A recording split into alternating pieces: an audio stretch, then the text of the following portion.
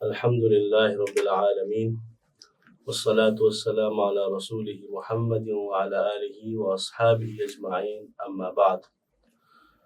معزز ناظرین اکرام، جیسا کہ رمضان المبارک کا مہینہ چل رہا ہے، یہ رمضان المبارک کا مہینہ صبر کا مہینہ ہے، عظیم مہینہ ہے، رحمتوں کا مہینہ ہے۔ آج ہم جو ہے رمضان اور جو ہے قرآن شریف کے بارے میں ہم تھوڑا سا بیان کریں گے۔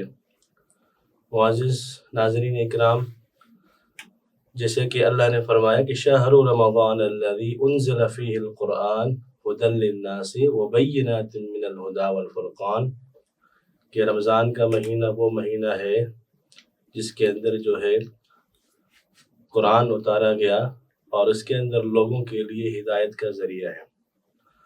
تو رمضان المبارک کے اندر آپ صلی اللہ علیہ وسلم کی عبادتیں، آپ صلی اللہ علیہ وسلم کا جہد، آپ صلی اللہ علیہ وسلم کی ریاضتیں، روزے انتہائی زیادہ تھیں، لیکن حدیث میں آتا ہے کہ جب آپ صلی اللہ علیہ وسلم رمضان کا جب آخری عشرہ داخل ہوتا تھا تو حدیث کے الفاظ ہیں کہ وَشَدَّ الْمِئْزَرَ، یعنی اپنی کمر کس لیتے تھے۔ جو عبادت آپ پہلے 20 دن میں کرتے تھے ان سے بڑھ چڑھ کر آپ صلی اللہ علیہ وسلم انہی 10 دنوں کے اندر جو ہے کرتے تھے، اور فرمایا کہ وَشَدَّ الْمِئْزَرَ وَأَحْيَا اللَّيْلَ، راتوں کو جاگتے تھے، وَأَيْقَظَ أَهْلَهُ، اور اپنے گھر والوں کو بھی جگایا کرتے تھے۔ پتہ یہ چلا کہ انسان کو صرف اپنی فکر نہیں بلکہ اپنے گھر والوں کی بھی فکر کرنی چاہیے۔ کیوں کہ اللہ نے فرمایا ہے کہ یا ایھا الذین آمنوا قوا انفسکم واہلیکم نارا، اے ایمان والو اپنے آپ کو بھی اور اپنے گھر والوں کو جہنم کی اس بھڑکتی ہوئی آگ سے بچاؤ۔ تو جہنم کی بھڑکتی ہوئی آگ سے بچانا، اور یہ عشرہ بھی اسی طرح کا ہے کہ آپ نے فرمایا کہ وَآخِرُ عِتْقٌ مِّنَ النَّارِ، کہ اس رمضان کا آخری جو عشرہ ہے جہنم سے چھٹکارے کا ہے۔ تو چھٹکارا کیسے حاصل ہو سکتا ہے؟ ہم جہنم سے پناہ کیسے حاصل کر سکتے ہیں؟ یہ قرآن ہمیں بتلاتا ہے۔ ہم قرآن کی تلاوت کریں، ہم قرآن کو سمجھیں، قرآن کو سمجھنے کی کوشش کریں، قرآن کو پڑھیں۔ جیسے کہ حدیث کے اندر آتا ہے، آپ صلی اللہ علیہ وسلم نے فرمایا کہ ان اللہ لیرفع بہذا الکتاب اقواما ویضع بہ آخرین، کہ اللہ تبارک و تعالی اس کتاب یعنی قرآن کے ذریعے سے کچھ لوگوں کو بلند کر لیتا ہے، ان کی عزت ہو جاتی ہے، اور کچھ لوگوں کو پست کر لیتا ہے۔ ابھی عزت کن لوگوں کو ملتی ہے؟ جو اس قرآن پر عمل کرتے ہیں، اس کو پڑھتے ہیں، اس کو اپنی زندگی میں اپناتے ہیں۔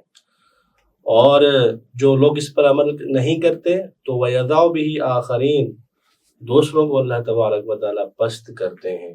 کیوں کہ انہوں نے اس قرآن کو چھوڑ دیا، قرآن کو پڑھنا سمجھنا چھوڑ دیا۔ معزز ناظرین اکرام، اس کی مثال اس طرح دی جاتی ہے کہ اگر آپ کو میں کہوں آپ کے پاس آپ کے دوست کا ایک خط آیا ہے، اور وہ خط جو ہے ایک ایسی زبان میں ہے کہ آپ اس کو سمجھتے نہیں ہیں، تو کہ آپ کیا کریں گے؟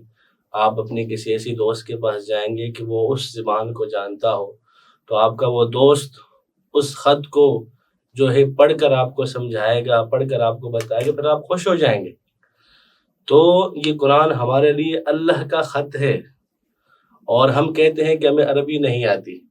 تو جب ہم اپنے دوست کے خط کو جب وہ کسی اور زبان میں ہوتا ہے، کسی ایسے آدمی کے پاس لے جاتے ہیں جو اس کو پڑھ سکتا ہو، اس وقت تک ہم یہ کر سکتے ہیں، تو ہم قرآن کے لیے یہ کیوں نہیں کر سکتے کہ ہم اس کو سمجھیں، کسی عالم کے پاس جائیں، اس کو سمجھنے کی کوشش کریں، قرآن ہم سے کیا ہم سے پوچھ رہا ہے۔